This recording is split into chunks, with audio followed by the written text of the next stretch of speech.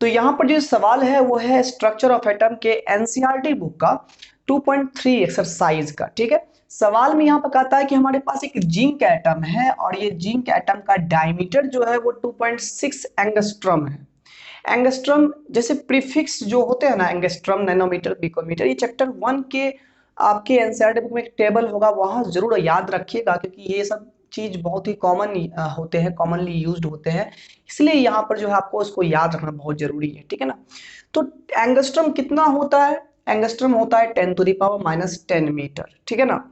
तो यहाँ पर क्या है, पहला सवाल क्या होता है, पहला सवाल यहाँ पर है क्या, रेडियस बताओ, लेकिन ठहरो, रेडियस बताओ पिकोमीटर में, किस में बताओ, पिकोमीटर में, और पिकोमीटर 10⁻⁻12 मीटर के बराबर होता है। ठीक है ना। तो कुछ नहीं करना है आपको, सबका कॉमन एक ही तरीका होता है कि आप सबको पहले मीटर में कन्वर्ट कर लो, फिर किसी और चीज में कन्वर्ट कर देना। तो सिंपल सी बात है यहाँ पर भाई कि यहाँ पर डायमीटर जो रेडियस जो होगा वो कितना होगा, डायमीटर बटा 2 हो जाएगा। तो डायमीटर है 2.6 एंगस्ट्रम बटा कितना हो गया, 2 हो गया, तो ये तो 1.3 हो जाएगा। और एंगस्ट्रम को कन्वर्ट कर देंगे 10⁻⁻10 मीटर में।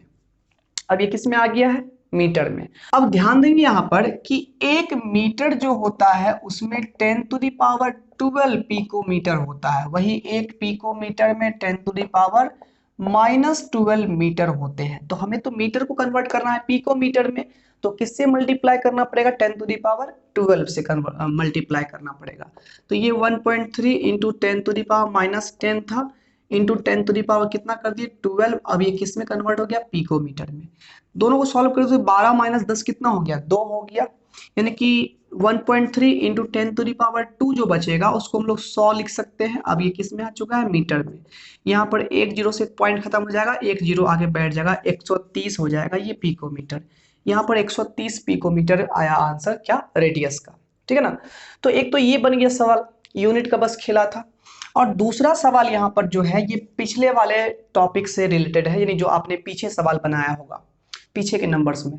इसमें कहता है कि हमारे पास अगर यहाँ पर टोटल लेंथ हो हमारे पास 1.6 सेंटीमीटर, तो इस लंबाई में साइड बाय साइड कितने जिंक एटम रखे जा सकते हैं। मतलब कि सिंपल बात है भाई कि कितने डायमीटर मिल करके कवर कर लेगा कितना डिस्टेंस को, 1.6। तो किस सिंपल सी बात है, नंबर ऑफ जिंक निकालने के लिए आपको क्या करना होगा, टोटल डिस्टेंस में एक जिंक के डायमीटर से डिवाइड करना होगा। तो नंबर ऑफ, अगर हम लोग जिंक देखें, नंबर ऑफ जिंक एटम देखें तो टोटल डिस्टेंस कितना है, 1.6 सेंटीमीटर। तो ये सवाल कोई सवाल नहीं है, ये सवाल मैथमेटिक्स तुमसे पूछ नहीं रहा है, यहाँ पर बस तुम्हारा यूनिट का ट्रांसफॉर्मेशन जो तुम करते हो वो कैसे करते हो वो चेकआउट किया जा रहा है यहाँ पर। ठीक है ना। तो 1.6 सेंटीमीटर बाई यहाँ पर जो है एक जिंक का जो डायमीटर है वो कितना दिया हुआ है, मान लो 2.6 एंगस्ट्रम दिया हुआ है। ठीक है ना। तो यहाँ पर कन्वर्ट क्या करना है, इसको भी आपको कन्वर्ट कर देना है मीटर में और इसको भी कन्वर्ट कर देना है आपको मीटर में। जब कन्वर्ट करोगे तो यहाँ पर 1.6 centimetre is equal to -10⁻⁻2 metre, यानी कि सेंटीमीटर को मीटर में कन्वर्ट करने के लिए आपको 10⁻⁻2 से मल्टीप्लाई करना पड़ेगा, यानी एक मीटर में 100 सेंटीमीटर, एक सेंटीमीटर में 0.01 मीटर। ठीक है ना, ऐसे। अब बट इसको भी आप मीटर में कन्वर्ट कर दो तो 2.6 आप लोगों को बताया अभी हम 10 टू दी पावर कितना होगा, -10, ये मीटर में आ गया। एंगस्ट्रम के लिए 10 टू दी पावर -10 रखना है, मीटर से मीटर क्या हो गया, खत्म हो गया। अब यहाँ पर ये -10 जाएगा ऊपर में तो +10 होगा, +10 में से 2 घट जाएगा तो 10 टू दी पावर 8 बचेगा। इधर क्या हो जाएगा, यहाँ पर पॉइंट से पॉइंट खत्म क्योंकि सेम डिजिट था। ये हो गया 2 × 8 = 16, ये हो गया 13। तो ये हो जाएगा तुम्हारा कितना, 8/13 गुना 10 टू दी पावर 8 हो गया। तुम यहां से सॉल्व कर सकते हो, एक जीरो यहां पर लेके दे देंगे इसको, तो कितना हो जाएगा, 80/13 हो जाएगा। 10 टू दी पावर कितना बच जाएगा, 7 बच जाएगा। ठीक है ना। और यहाँ पर जो है अब इसको सॉल्व कर सकते हैं, 13 छाया कितना हो जाएगा, 78 हो जाएगा।